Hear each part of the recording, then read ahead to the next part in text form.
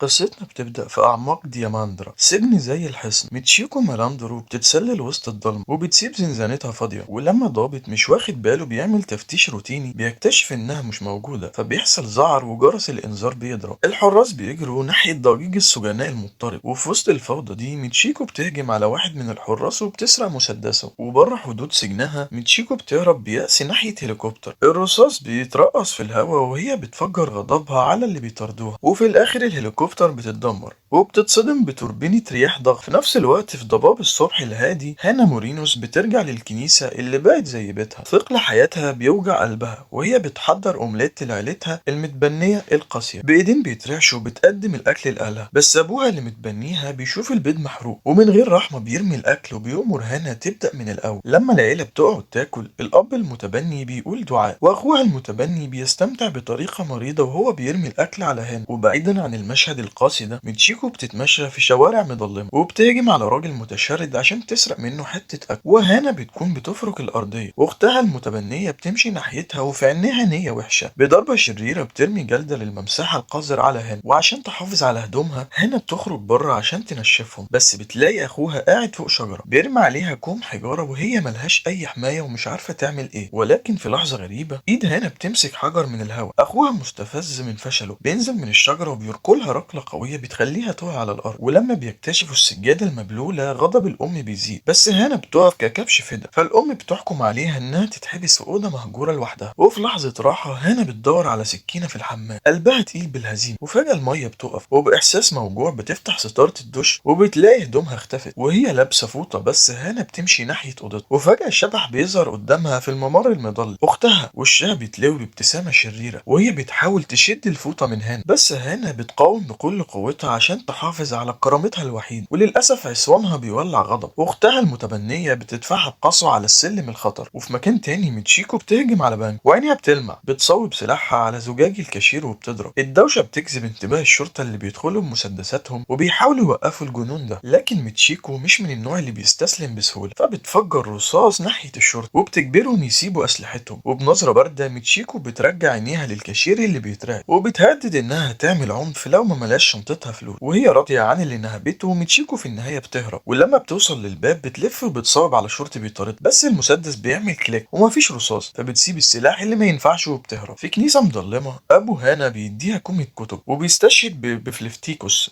وبيلوي الكلام لمصلحته، بيفكرها بصعوبات العيال المتعايشين مع عائلات متبنية ليه، وبيلمح انها لازم تكون شاكرة للنعمة اللي هي فيها. هانا بمرور الوقت بتحس ان قيمتها بتقل وهي شايفة الكتب دي زي رشوة للإساءة اللي بتتعرض لها. ولما موظفة الرعاية المالية بتيجي تدي العيلة دعم مالي هانا بتكذب وبتعمل انها مبسوطة. التمثيلية دي بتستمر وهم بيقعدوا يتعشوا وبابتسامتهم الكدابة اللي بتخبي الحقيقة. لما الموظفة بتمشي الأم بتظهر على حقيقتها وزعلها من الفلوس بيبقى أوضح. ولما القط بتاع العيلة بيتعكش في رجليها بتركله ركلة سريعة. بعدين بتدي هانا كيس غامض وبتقول لها ترميه. ولما الأم بتمشي من الأوضة الكيس بيطلع صوت مواء خفيف. لما الشمس بتطلع الصبح هانا بتبدأ شغلها الممل بتاع غسيل المواعين، وهي شغالة أخوها بيدخل وبيسألها عن القط بتاع العيلة. الأم بتتريق وبتقول إن هانا آخر واحدة شافته، وبحزن وبيأس هانا بتبعد عينيها. وفي عرض مقزز بيناسب جريمتها المزعومة هانا بتتحط في مكانة زي الوحش، ظهرها بيستخدم كسرج، حبل بيخنق رقبتها وكرامتها بتداس تحت الأقدام. بس القسوة المريضة دي ما بتوقفش هنا، لما اختها بتتدخل وبترش على وش هانا سبراي منظفات وبعدين بتطلع مكوى سخنة جاهزة تحرق ملامح هانا الرقيقة. واخيرا لما هانا بتجمع قوتها وبتقوم اخوها بيقع من مكانه، دموعه بتطلع من الألم. اختها مليانة غضب وبتشد شعر هانا وبترميها ناحية الباب الأمامي وبركلة قاسية بترميها على السلم. بس هانا ما انكسرتش من الوحشية دي، بتجمع قوتها اللي فاضلة وبترجع مليانة غضب مشتعل. اختها بتلاقي نفسها في مواجهة رد فعل هانا العادي، وضربة ورا ضربة بتقع عليها، كل ضربة بتفكرها بالإساءة اللي عذبت حياة هانا. بعدين هانا بتهرب، خطواتها القوية بتعزف سيمفونية تحدي ضد طفولتها المحطمة. بتمشي في نفس الطريق اللي حررت فيه القط، بس الأمل بيتهدم جواها لما بتلاقيه مش موجود. وهي بتبص على الطريق الفاضي بتمسك في خيط أمل وبتقول لنفسها إن أكيد الخلاص هيجي في النهاية.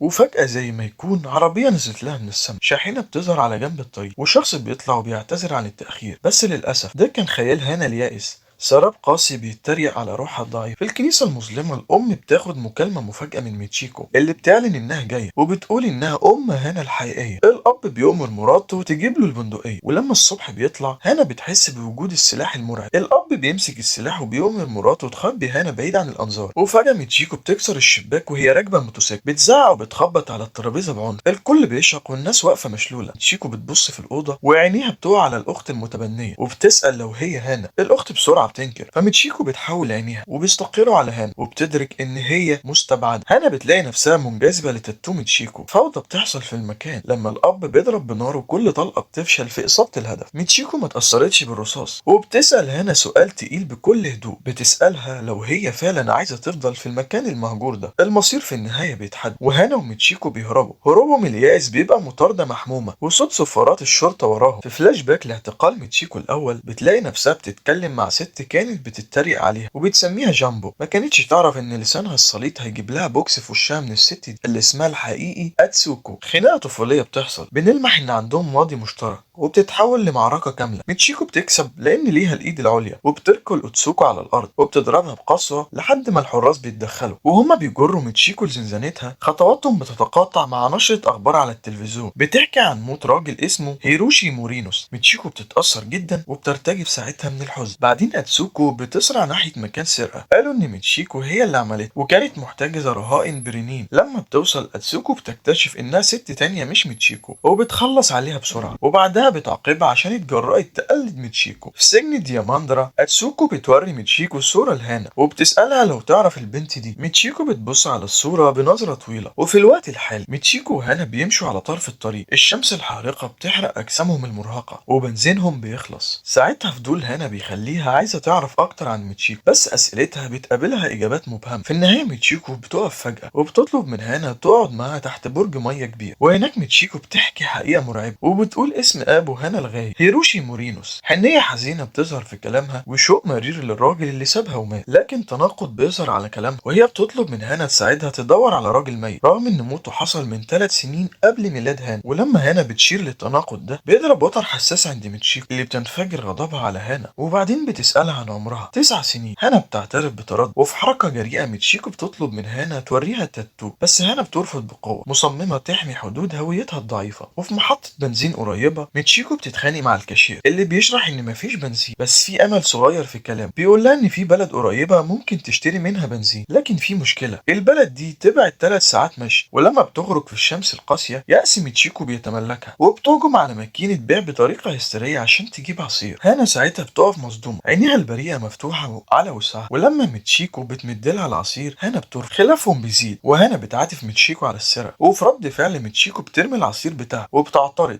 بس هانا بترد بطلب انها تبطل تناديها هانا. ونقدها بيستمر وهي بتعاتب ميتشيكو على انها رميت الازازه. ميتشيكو بتعرض انها ترجع الازازه بس لو هانا توريها التاتو اللي مخبياه. وهي محبطه من الحوار هانا بتقوم وتمشي عايزه تبعد عن الست الوحشيه دي، بس صوت ميتشيكو بيناديها وهي بترجع. كلامها بيتعثر، اسم جديد بيطلع منها بدل هاتشين. في الكنيسه المدمره الاب بيتكلم مع الشرطه عن البحث عن هانا، واختها بتمشي ناحيه اتسوكو اللي اتحطت مسؤول عن التحقيق. اتسوكو بتدور على التاتو اللي في صورة ميتشيكو على بطنها بس ما بتلاقيش حاجة. في اللحظة دي ظابط بيجيب أخبار عن وجود ميتشيكو الغامض، فأتسوكو بتأمر الكل يخلوا المكان ويبدأوا البحث. في نفس الوقت ميتشيكو وهاتشين بيبقوا في مطعم، وميتشيكو بتحكي عن قصص مقلقة. بتفتكر طريقة فجة علاقتها العاطفية مع هيروشي وبتعتبرها حوار مناسب. وبطريقة غريبة ميتشيكو بتتمسك بفكرة إن هانا بنت هيروشي وبتوريها صورة طفل قديمة كدليل. هاتشين بتسأل إيه اللي هيحصل لو ما عندهاش التاتو اللي بيربطهم ببعض، وساعتها ميتشيكو بترد إنها تسيبها. فهاتشين بتشرح إنها ما عندهاش تاتو زي ده. وفجأة على شاشة التلفزيون الأخبار بتحكي عن هروب ميتشيكو من السجن، وعين البارمان بتوسع لما بيعرف ميتشيكو اللي قاعد على ترابيزته وبيتصل بالشرطة. بس ميتشيكو بحستها القوية بتخليه يسكت وبتضربه لحد ما بيفقد وعي. ميتشيكو أخيرا بتقدر إنها تملي خزان الموتوسيكل، بس قبل ما تهرب الشرطة بتظهر وتقفل الطريق. فميتشيكو بتتخانق مع أتسوكو بشتايم طفولية، وفجأة شخص بيظهر أبو هاتشين بيناديها ترجع البيت معاه وبيقول لها كلام سام زي إنها نكرة للجميل. فخوف بيمسك هاتشين وميتشيكو بتحضنها وبتوعدها بالحرية من الجحيم دي. بس اتسوكو بتقدر توصل لنقطة ضعف ميتشيكو بتعليق طفولي أخير، فميتشيكو بتبقى مليانة غضب وبتهجم على اتسوكو وبتدوسها على كبوت العربية وبتمسك رابطة العنق بتاعتها وبتسيبها تشين على الموتوسيكل المهجور. ولما بتبقى لوحدها ميتشيكو بترفع ايديها مستسلمة وبتشوش سر لاتسوكو وبتغريها تقرب. بعدين ميتشيكو بتعض ودن اتسوكو وبتمسكها كرهينة بمسدس، فالظباط التانيين بيتراجعوا وبيسيبوا ميتشيكو تهرب مع هاتشين. ساعتها الاب بيضحك وهو بيستمتع بالاكتشاف ان موت هاتشين هيجيب له فلوس تأمين كتير. واثناء مطاردة خطيرة بتوديهم في شوارع المدينة المتشابكة ميتشيكو بتفقد هاتشين اللي بتحاصرها ابوها المتبني. وفي لحظة ذعر هاتشين بتشيل الصليب الخشبي من رقبتها وبتحدفه عليه، وده بيزود غضبه وبيصوب مسدسه عليها. لكن الحظ بيتدخل لما ميتشيكو بتيجي على الموتوسيكل وبتخلع سلاح الاب المتبني وبتحدفه من خلال سقف بار للبلياردو. وهي بتحضن هاتشين ميتشيكو بتديها سكينه وسط دموعها اللي نازله. وهم بيركبوا في الليل هاتشين بتعترف انها كدبت عن التاتو، بس بتلاقي ان ميتشيكو كانت عارفه من الاول.